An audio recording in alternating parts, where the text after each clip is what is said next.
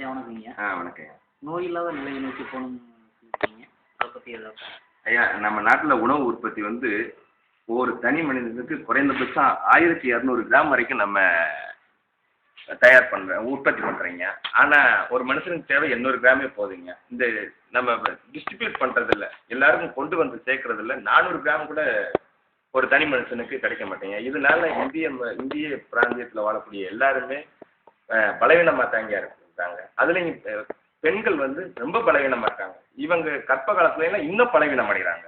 அப்போ இந்த நேரங்களில் நம்ம அவங்களுக்கு சத்தான உணவு தரணும்னா பொதுவாகவே எல்லா மனிதர்களுக்குமே நம்ம ரேஷன் மூலமாக அவங்களுக்கு தேவையான உணவுப் பொருளை, தானிய வகைகளை, மற்ற உணவுப் பொருள்களை ரேஷன் மூலமாகவே வீடு தேடியே போய் கொடுத்துருந்தாங்க. இப்போ நமக்கு அப்படி தானியங்களையும் கொடுத்துட்டு அது போக அவங்களுக்கு டெய்லி வாரத்துக்கு ஒரு 5 தடவைனாலும் கீரை எல்லா தனி மனிதனுக்கும் கண்டிப்பான முறையில் கொண்டு போய் சேர்த்தே ஆகணுங்க.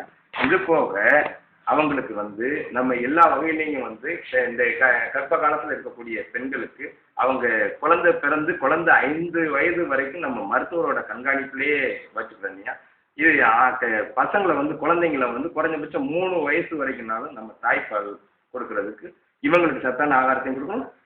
தாய்ப்பால் 3 வருஷம் 4 வருஷம் குழந்தைய குடிச்சுனாக்க நம்ம ஆஸ்பத்திரி திறந்து வச்சிருக்கலாம். ஆனால் அது எப்பயுமே காலியாகவே இருக்கிறது மாதிரி ஒரு 25 இந்த பசங்க அடுத்த தலைமுறை வந்து கண்டிப்பாக வந்து மருத்துவமனை காலியாகவே இருக்குங்க.